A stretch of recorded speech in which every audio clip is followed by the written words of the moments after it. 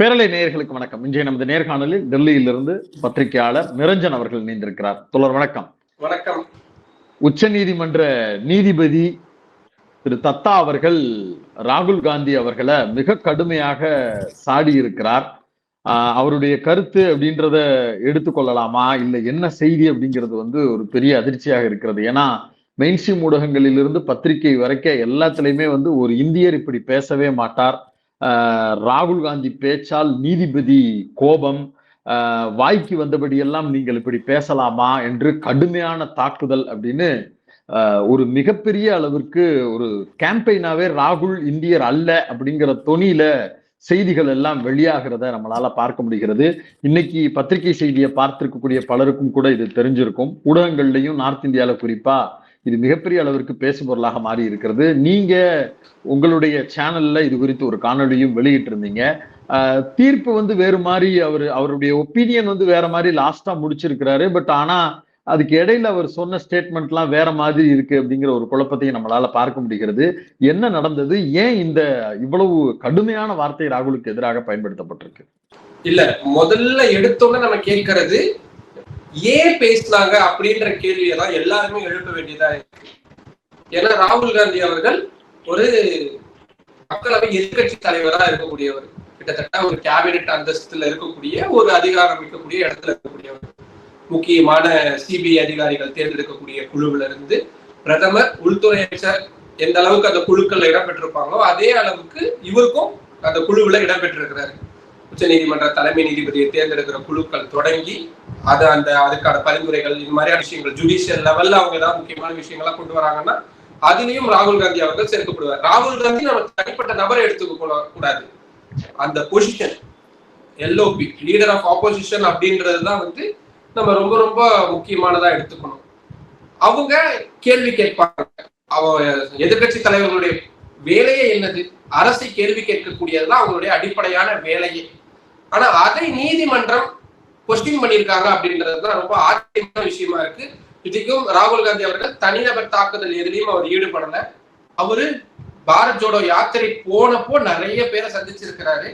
அந்த கல்வான் பள்ளத்தாக்கு தாக்குதல் ஆகட்டும், அதுக்கப்புறம் நிறைய அருணாச்சல் பிரதேசங்கள் மாதிரியான இடங்கள் எல்லாம் நடந்தப்போ அதை ஒட்டிதான் அவர் பேசுறாரு. 2022 டிசம்பர் மாதத்துலதான் இது நடக்குது. இன்னொரு மிக முக்கியமான விஷயம், அருணாச்சல் பிரதேசத்துக்கு இந்த பாரத் ஜோடோ யாத்திரையுடைய ஒரு பகுதியா அவர் போயிருந்தப்போ அங்க நிறைய பேர் மக்களை சந்திச்சப்போ மக்கள் அவர்கிட்ட சொல்லியிருக்கிறாங்க, எங்களுடைய நிலங்கள்லாம் பறி போயிருக்கு அப்படின்னு. நிறைய ஊடகங்கள் சேட்டலைட் இமேஜஸ்ல இருந்து நிறைய போட்டிருக்கிறாங்க. நம்ம எல்லாருமே பார்த்துக்கிறோம். முக்கியமான சுப்பிரமணிய சுவாமியே இந்தியாவுல புனிசமான இடத்தை சீனா ஆக்கிரமிச்சிருக்குன்னு அவரே பதிவு பண்ணியிருக்கிறாரு. ஆக்கிரமிச்சிருக்கிறாங்க, அவரும் பதிவு பண்ணியிருக்காரு. ஃபார்மர் டிப்ளமேட்ஸ் நிறைய பேர் அதை பதிவு பண்ணியிருக்காங்க. நிறைய கட்டுரைகள் அப்படின்றது வந்துகிட்டே இருக்கு. சீனா அந்த இடத்துல குடியிருப்புகள்லாம் கட்டி இருக்கிறாங்க அப்படின்ற மாதிரியான விஷயங்கள்லாம் வந்துகிட்டு இருக்கு. மேப்ல அவங்க சீன மொழியில பெயரும் வச்சிருக்காங்க. நிச்சயமா இதுல அவரு ராணுவ வீரர்களை தரக்குறைவா பேசினார் அப்படின்ற மாதிரியான இந்த ஸ்டேட்மெண்ட் கிடையாது. அவர் என்ன சொல்றாரு? ராணுவ வீரர்கள் தாக்கப்படுறாங்க, அதை நம்ம அரசாங்கம் தடுக்க தவறிட்டாங்க அப்படின்றதுதான். இவங்க காங்கிரஸ் ஆட்சி காலத்துல இருந்தப்போ பாரதிய ஜனதா கட்சியுடைய எதிர்கட்சி தலைவர்களும் இதே மாதிரியான விஷயங்களை தான் முன்னெடுத்திருக்கிறாங்க. இது எல்லாருக்குமே நமக்கு தெரியும். அப்போ இந்த கொஸ்டினை ஏன் எழுப்புறாங்க அப்படின்றதுதான். அப்படின்னா என்ன பண்ணிருக்கணும்? சரி, அவர் சொல்லிட்டீங்க, அவர் ராணுவத்துக்கு எதிராக அவதூறா பேசிட்டாருன்னு நீங்க தான் சொல்றீங்க, நான் சொல்ல, நீங்க சொல்ல, அவங்கதான் சொல்றாங்க, ஜட்ஜஸ் தான் சொல்றாங்க, இரு நீதிபதிகள் அமர்வு தான் சொல்றாங்க. அப்படின்னா எதுக்காக கீழமை நீதிமன்றத்துக்கு இருக்கக்கூடிய கேஸ் எதுக்கு ஸ்டே கொடுக்கணும்? எதுக்காக நோட்டீஸ் இஷ்யூ பண்றாங்க? அவங்களுதான் பெட்டிஷன் காப்பியை படிச்ச உடனே ஒரு கன்க்ளூஷனுக்கு வந்துட்டாங்க. கரெக்டா? நம்ம சொல்லவே இல்லை ராகுல் காந்தி இந்தியர் அல்ல அப்படின்றது நம்ம சொல்லவே இல்லை. நீதிபதிகள் அந்த பெட்டிஷன் ஃபர்ஸ்ட் ஹியரிங்க்கு வருது, பெட்டிஷனை பார்த்த உடனே நீதிபதிகள் கன்க்ளூஷன் ஒண்ணு இல்லை. லக்னோ கோர்ட்ல சம்மன் இஷ்யூ பண்றாங்க. மார்ச் மாசம் நீங்க ராகுல் காந்தி நேர்ல ஆஜராகணும் அப்படின்னு சம்மன் இஷ்யூ பண்றாங்க. அந்த சம்மனுக்கு எதிராக ஹைகோர்ட்டுக்கு போறாங்க, அலகாபாத் ஹைகோர்ட்டுக்கு. அலகாபாத் ஹைகோர்ட் முடியாதுன்றாங்க. அந்த அலகாபாத் ஹைகோர்ட்டுக்கு எகெயின்ஸ்டா தான் சுப்ரீம் கோர்ட்டுக்கு அப்பீல் வராரு. ஃபர்ஸ்ட் ஹியரிங்கா தான் வருது. வந்த உடனேயே இப்படி ஒரு கொஸ்டின் ஏன் எழுப்புனாங்க அப்படின்னா என்னது? எதிர்த்தரப்புக்கு பதிலளிக்க அவகாசம் கொடுக்கணும். சீனியர் இருக்கக்கூடிய அபிஷேக் மனு சிங்வி அவர்கள் சொல்றாரு, இல்ல நீங்க கேள்வி கேட்கிறாருன்றதுனால மீண்டும் மீண்டும் ஹராஸ் பண்ணாதீங்க அப்படின்னு. உடனே எடுத்த உடனே நீதிபதிகள் என்ன கேட்கறாங்க, உங்களுக்கு ஆர்டிகல் 19 பேச்சு சுதந்திரம் இருக்குன்றதுக்காக நீங்க என்ன வேணாலும் பேசுவீங்களா அப்படின்ற ஒரு கேள்வியை டைரக்டாவே எழுப்பிடுறாங்க.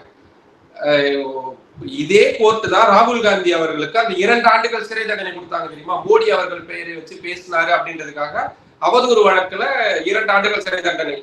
அதுல அவர் பதவி இழந்தார், அதெல்லாமே நமக்கு தெரியும். அந்த கேஸ்ல சுப்ரீம் கோர்ட் ஸ்டே ஆர்டர் கொடுத்தப்போ பயன்படுத்தின வார்த்தை லோயர் கோர்ட்டு 1 நாள், அதாவது 2 வருடத்துக்கு பதிலா ஒரு 1 வருடம் 10 மாதங்கள் சிறை தண்டனை அப்படின்னு கொடுத்திருந்தா கூட அவருடைய அரசியல் வாழ்க்கை இவ்வளவு கேள்விக்குறியாகாது அப்படின்ற ஒரு சந்தேகத்தை உச்ச நீதிமன்றமே எழுப்பிதான் சொல்லி இருக்கிறாங்க. அப்போ ஒரு வழக்குக்கும் இவங்க இன்னொரு வழக்குக்கும் எப்படி இவ்வளவு தூரம் முரண்படுறாங்க அப்படின்ற கேள்வி பிரதானமா எழுது. சோ ஒரு இனிஷியல் ஸ்டேஜ்ல ஒரு ஆரம்ப கட்டத்துல இருக்கக்கூடிய கேஸ்ல நீதிபதிகள் இப்படியான ஒரு கேள்வியை ஏன் எழுப்பினாங்க அப்படின்ற மிக முக்கியமான விஷயம் இருக்கு. நீதிபதிகள் எழுப்பின விஷயத்த இவ்வளவு தூரம் பெரிய அளவுல பேசு பொருளா மாறி இருக்கு. இன்னைக்கு ஒரு விஷயம் சப்ஜூடிஸ்ல இருக்கு, சப்ஜூடிஸ்ல இருக்கிறப்ப அதை எதையும் பேசக்கூடாது அப்படின்றது ஒரு பொதுவா நம்ம எல்லாருமே அப்படிதான் கண்டுபிடிப்போம். சப்ஜூடிஸ்ல இருக்கிறப்ப அந்த விஷயத்த முக்கியமா அரசியல்வாதிகள் யாரும் பேச மாட்டாங்க. இந்த ஜட்ஜ்மெண்ட் வந்த உடனேயே, இந்த ஆர்டர் நேற்று வந்த உடனே, இந்த அப்சர்வேஷன் ஆர்டர் சொல்ல முடியாது, நீதிபதிகளுடைய கருத்து வெளியே வந்த உடனேயே பாரதிய ஜனதா கட்சியோட அத்தனை தலைவர்கள், யாரு பாஜகவுடைய தேசிய தலைவர்கள் தொடங்கி அவங்களுடைய ஸ்போக்ஸ் பர்சன் அத்தனை பேருமே ராகுல் காந்தி தலைவரா இருக்கிறதுக்கே தகுதி இல்ல, அவர் ஒரு சீன ஏஜென்ட், சீனா கிட்ட இருந்து பணத்தை வாங்கிட்டு தான் அவர் பேசுறாருன்னு பேசுறாங்க. இப்ப ராகுல் காந்தி தரப்புல இருந்து அவரு ஒரு கேஸ் போடலாம்ல, அப்போ நீதிபதிகள் கேட்பாங்களா, ராகுல் காந்தி பணம் வாங்கினாலும் உங்களுக்கு எப்படி தெரியும், நீங்க எப்படி அப்படி சொல்லலாம்னு கேட்கும். நியாயமா அதுதானே, அப்படித்தானே போகும். சோ இப்போ ஒரு பொலிட்டிக்கல் ஸ்டாண்ட் எடுக்கிறதுக்கான விஷயத்த நீதிபதிகளுடைய இந்த வார்த்தைகளை பயன்படுத்திக்கிட்டாங்களோ அப்படின்ற ஒரு விஷயத்தை தான் நம்ம பார்க்க வேண்டியதா இருக்கு. புரியுது. அவருமே நீதிபதி என்ன சொல்றாருன்னா, இதை பார்லிமெண்ட்ல நீங்க பேசுனீங்கன்னா பிரச்சனை இல்ல, பொலிட்டிக்கல் ஆர்குமெண்டா நீங்க பார்லிமெண்ட்ல பேசாம மக்கள் மத்தியில பேசுறேங்கிற பேர்ல பொது தளத்துல நின்று பேசிக்கிட்டு இருக்கீங்க அப்படிங்கிற குற்றச்சாட்டையும் முன்வைக்கிறாரு. அது கன்சர்னுக்கு உட்பட்டது இல்லையா? நீங்க பதில் ஆரம்பிக்கும் போது சொன்னீங்க எதிர்கட்சி தலைவர் அப்படிங்கிறவர் கேபினெட் அந்தஸ்தோடு இருக்கக்கூடியவர் அப்படிங்கிறத. ஆனா இந்த பேச்சை ராகுல் காந்தி பேசும்போது கேபினெட் அந்தஸ்தில் அவர் இல்ல, எதிர்கட்சி தலைவரா இல்ல, ஒரு சாமானியராகத்தானே இருக்கிறார். அப்படி இருக்கும், அவர் ஒரு எம்பியா இருந்திருக்கிறார். அப்படி இருக்கும்போது அந்த கேள்வியோடு இதை தொடர்புபடுத்தி பார்க்க முடியாதா? இதே இப்ப நீங்க கேட்ட இதே கேள்வியதான் பதிலா நேத்து அபிஷேக் மனு சிங்வி நீதிபதிகள் முன்னாடி சொல்றாங்க. அவர் அப்ப பேசினப்போ அவரு சட்டமன்ற எதிர்கட்சி தலைவர்லாம் இல்ல, ஆனா அவர் ஒரு முக்கியமான பொறுப்புல இருக்கிறாரு, ஒரு மக்கள் பிரதிநிதியா இருந்திருக்கிறாரு. அவர் ஒரு பெரிய ஒரு பயணம் போறப்போ அவர் இந்த மாதிரியான விஷயங்கள்லாம் கேட்க வந்தாருன்னு சொல்ல வந்தாரு. பட் அது கேட்கல. ஒருவேளை 3 வாரம் கழிச்சு வழக்கு விசாரணைக்கு வரும் பொழுது ஒருவேளை நடக்கலாம். ஆனா ராகுல் காந்தி அவர்கள், அதான் நான் மீண்டும் சொல்றேன்ல, இது நம்ம ராகுல் காந்தி சொன்னது சரியா தப்பா அப்படின்ற முடிவுக்கு நானும் வர முடியாது, நீங்களும் வர முடியாது. இதுக்கான பதில் யார் கொடுக்கணும்? சீன ஆக்கிரமிப்பு நடந்திருக்குன்னு வருதா, நாடாளுமன்றத்துல இந்த விஷயம் பேசப்படுதா? நாடாளுமன்றத்துல மட்டும்தான் இந்த எல்லா விஷயங்களும் பேசப்படணும். பொதுவெளியில வெளியே யாருமே எதுவுமே பேச முடியாது. எல்லா விஷயம் இப்ப எஸ்ஐஆர் பிரச்சனைன்னு ஒண்ணு இருக்கு, அது நாடாளுமன்றத்துக்குள்ள மட்டும்தான் பேச முடியும், பேசணும்னு சொல்ல முடியாது. யாருக்குமே அந்த கேக் ஆர்டர்ன்றதை போடவே முடியாதுல்ல. நாடு எல்லை அப்படிங்கிறது கொஞ்சம் சென்சிட்டிவான மேட்டர்ல, இதுல இப்ப அந்நிய நாட்டினுடைய பெயரும் அடிபடுது அப்படின்றப்ப அதை பாராளுமன்றத்துல பேச வேண்டியதானே? அதை எதுக்கு ஊடகங்கள்லயும் மக்கள் மத்தியிலையும் பேசி தேவையில்லாத இந்தியாவின் மாண்பை சிதைக்கக்கூடிய வேலைகள்ல ராகுல் ஈடுபடுகிறார் அப்படின்னு தான் வலதுசாரிகள் பேசுறாங்க.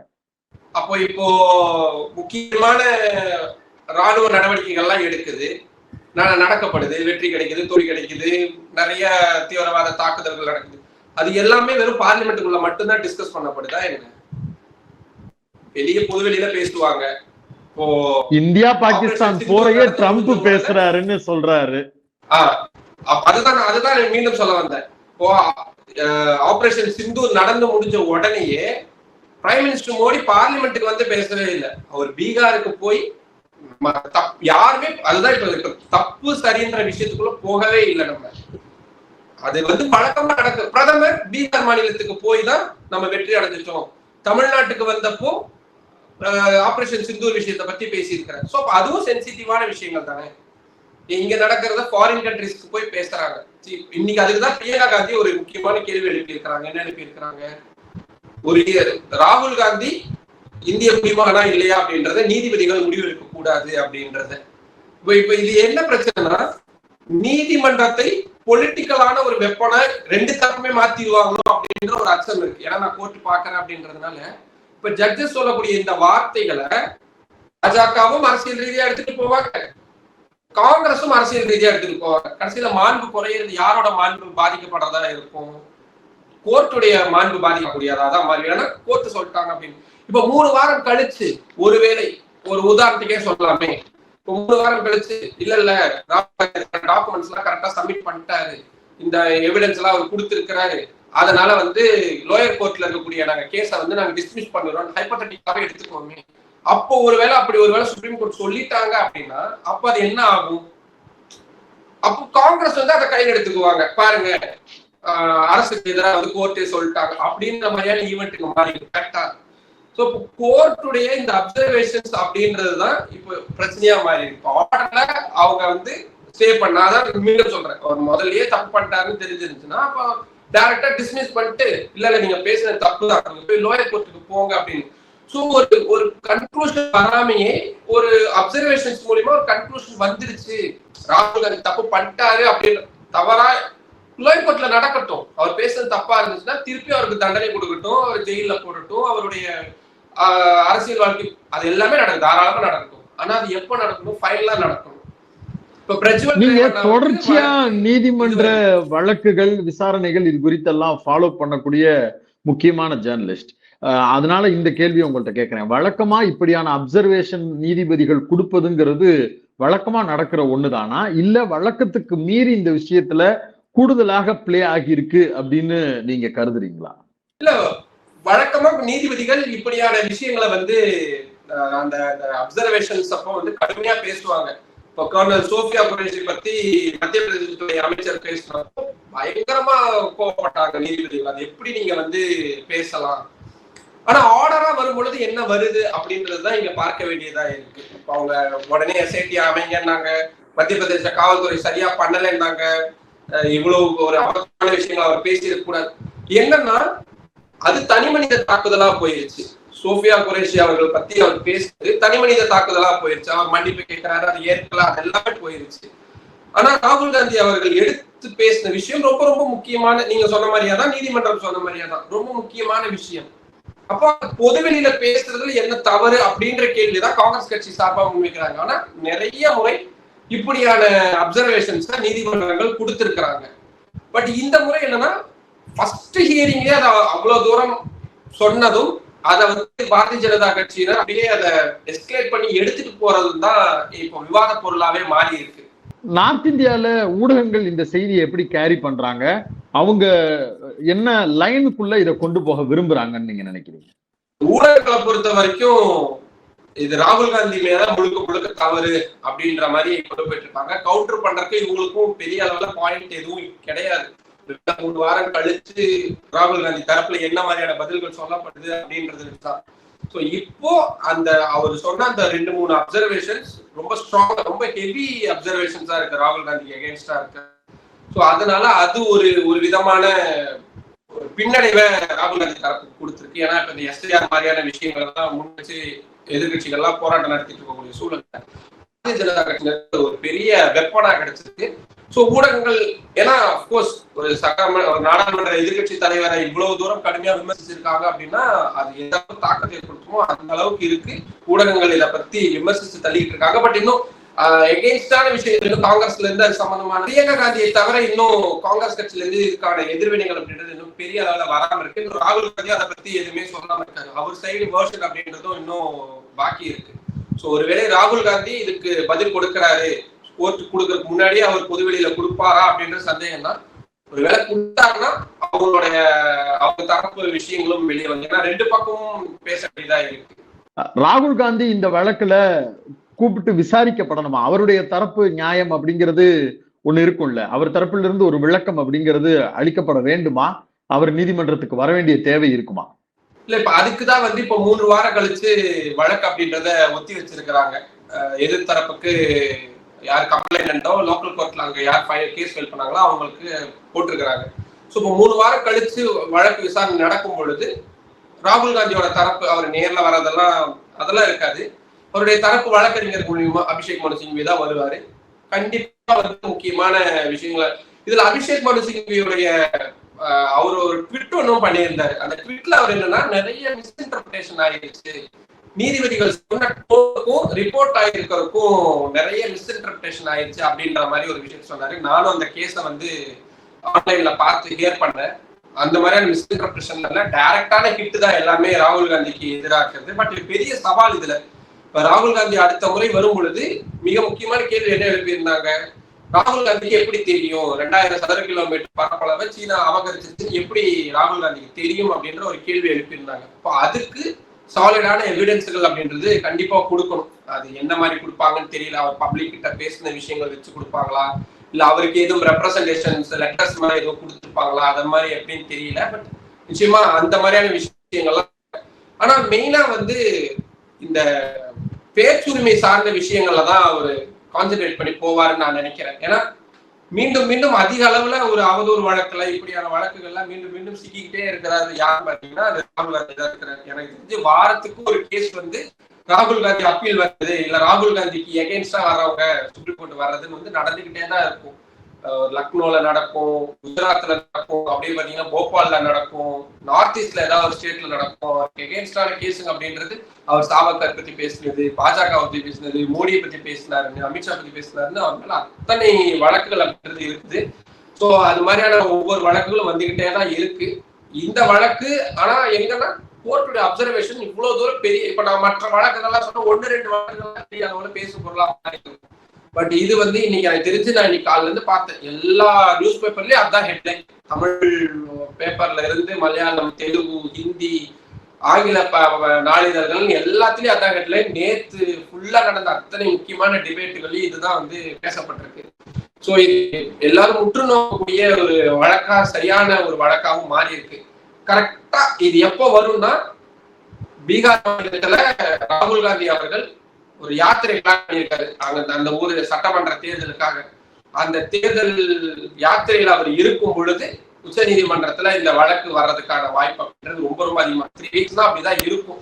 ஸோ அப்போ அது வந்து பயங்கர இம்பாக்டான ஒரு விஷயமா மாறதுக்கு வாய்ப்பு இருக்கு. ராகுல் வழக்கு அது நீதிபதிகள் கொடுத்த அப்சர்வேஷன், அது அடுத்த கட்டமாக 3 வாரங்கள் கழித்து என்ன மாதிரியான சூழலை நோக்கி நகலும், அதில் ராகுல் தரப்பு என்ன மாதிரியான வாதங்கள் முன்வைக்க கூடும் அப்படிங்கிற பல்வேறு விஷயங்களை பேரலை நேயர்களுக்காக பகிர்ந்திருக்கிறீங்க. உங்களுடைய நேரத்துக்கும் கருத்துக்களுக்கும் மிக்க நன்றி.